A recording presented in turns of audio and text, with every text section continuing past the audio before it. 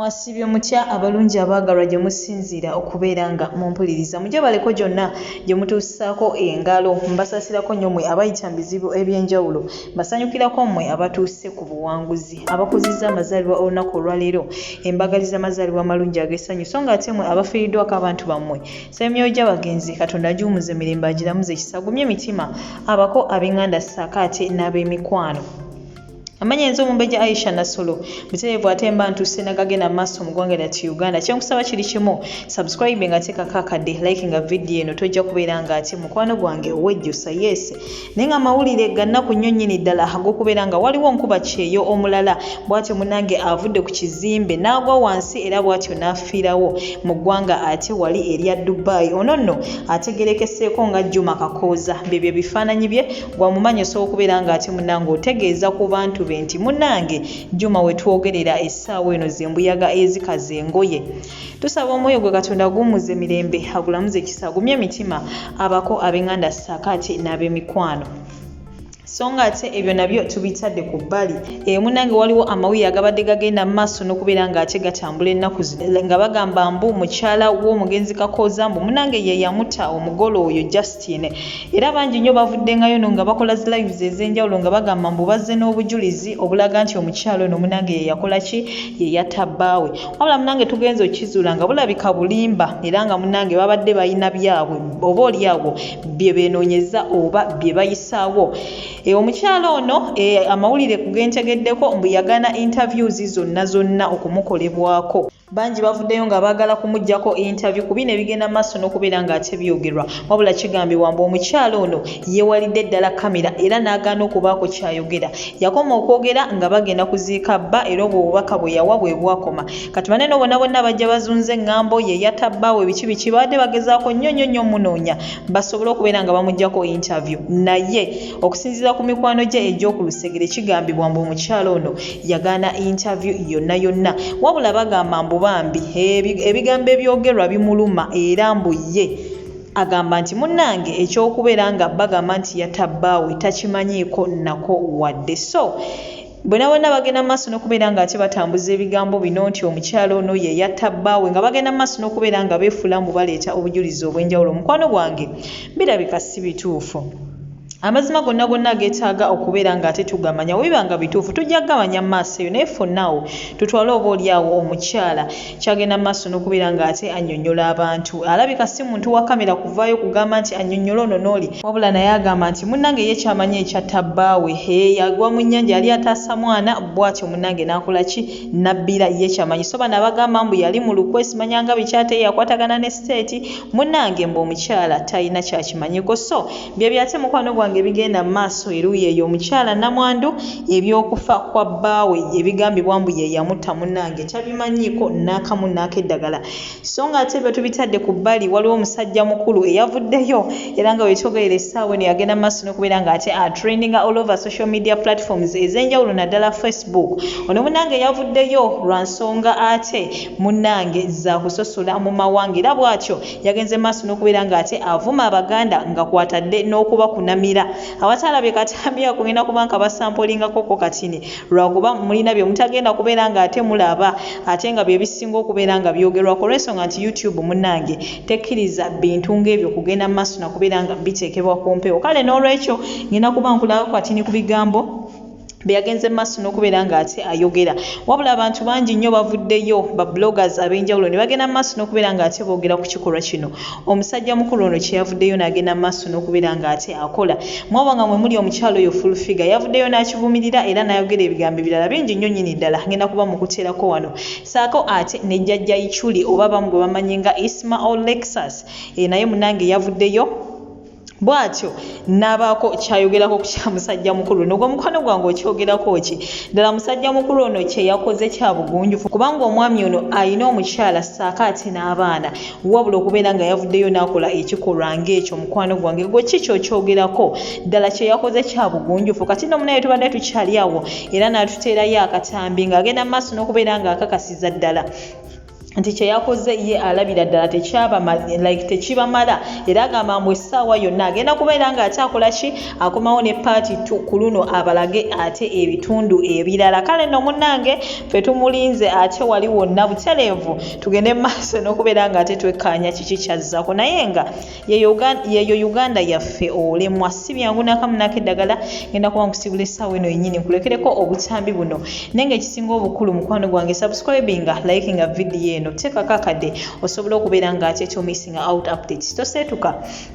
nkomawo essaawa eno yennyini n'amawira amala mangi nnyo nnyini ddala goodbye for now. Nvuddeyo okwogera ku vidiyo gye mwalabye mwenna yatambudde ey'omusajja omukulu okuvaayo n'olaga embalakaso n'olaga banana bw'amabina agatalina na nsalosalo oba mu kusajja gwe obeera out bw'oba ogenze mu kaabuyonjo weesangula otya kubanga sala olukuubo amabina gannabansasaana kyannaku ng'oyogera lulimi Luganda nga olumba Ssaabasajja Kabaka olumba Katikkiro wa Buganda olumba Honorable Kyagulanyi Ssentamu kibi nnyo era kyenyamiza kubanga olulimi lw'oyogera lulimi Luganda era omuntu ajja alaba vidiyo agamba Abaganda bannange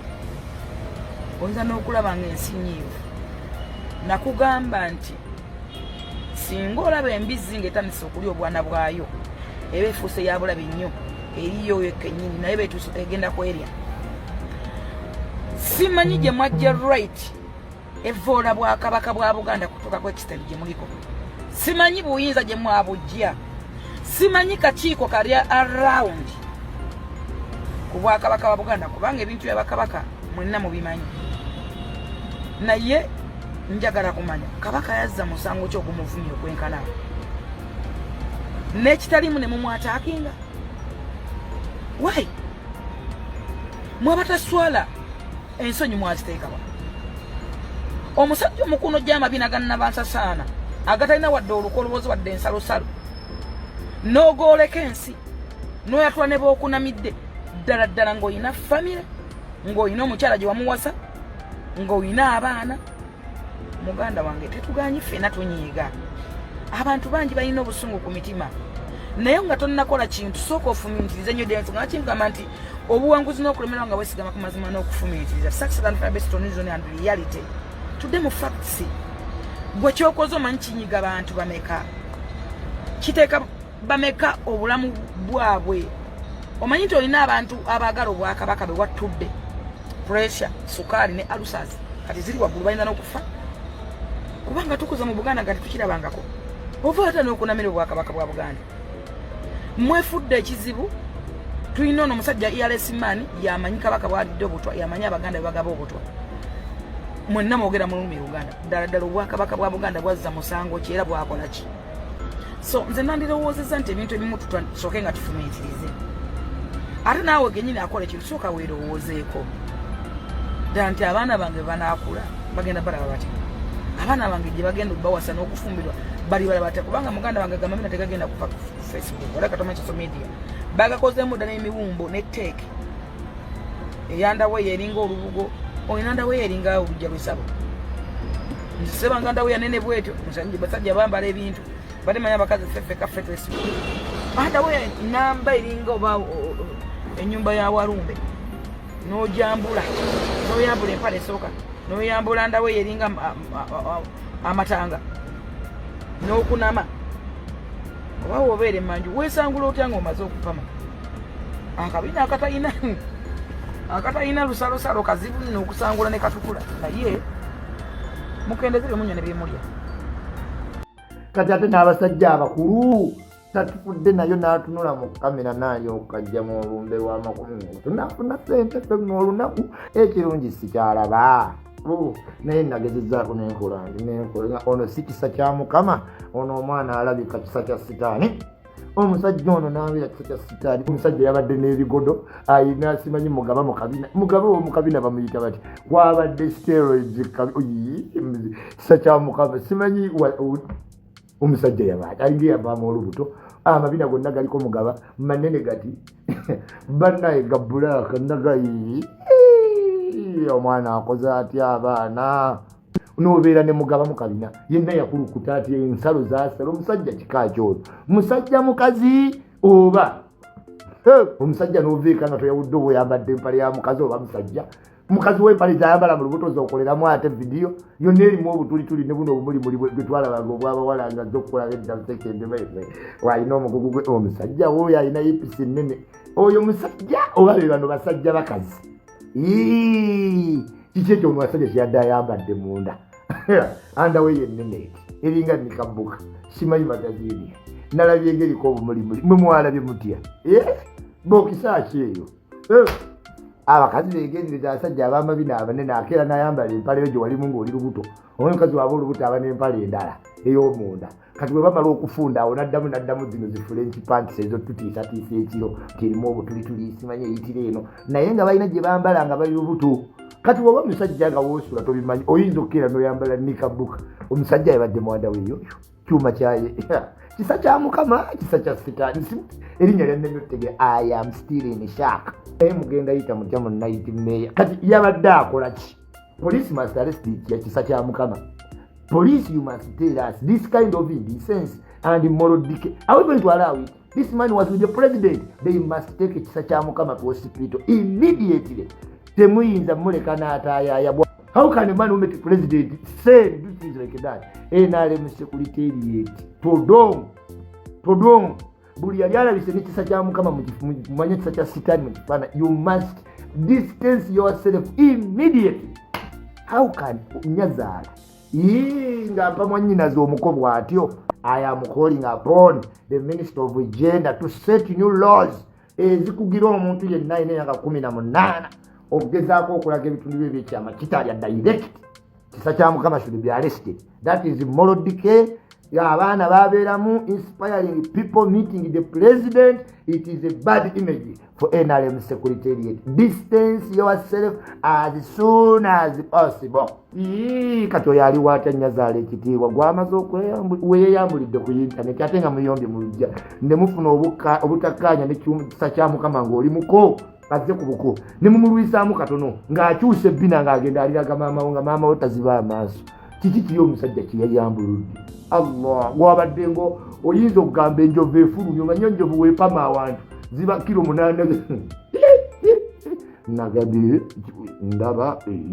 what is it ekiri ofudde amaaso oba nedda mwe mwalabye mutya omuntu eyakola embaga ayina nnyazaala abaana akyazibwa ku TV ow'ekitiibwa gutuloga omusajja wa kitiibwa n'akwata bulungi nnyo nga tatamidde n'ayomba ebigambo bye n'akyusa amakugunyo n'alyoka agambulira ensi Allahumma salli jalla jalaalu kikino Allah ekyegezeso ky'otuteeredde ku duniya enkomerero erabika eringa esembedde ng'olina nnyazaala abaana omukyala embaga wagikola otuula ku TV oli wa kitiibwa naye nga ikyuli akulemesezza okuba vayiro n'oga kati kankole ekisembayo bwe ntuuka ngaawo mukama ntwala ekyo kye mukoze tumwine ebivume mu 7 byonna bye mwogedde kati wabule ntwe banyiivu nnyo abaganda muli mazzi abaganda muli matako muli mbwanye temuza kwogera mufu kabaka mutanaavayo kwa message kungubaga katika tanavayo kwa message kungubaga kabe Bobi Wine mwenna mbakuna middenga bwe mbogedde ne lutamaguzi ne banno mwenna mwe mamalidde mu kabina kankano temwagala abaganda mbakuna midde mazimwe mugenda kunkola ki mbakuna midde mulinga amazzi mbakuna midde mwogera muti omufuga siya mbakuna midde mulinga amazzi mugere munzite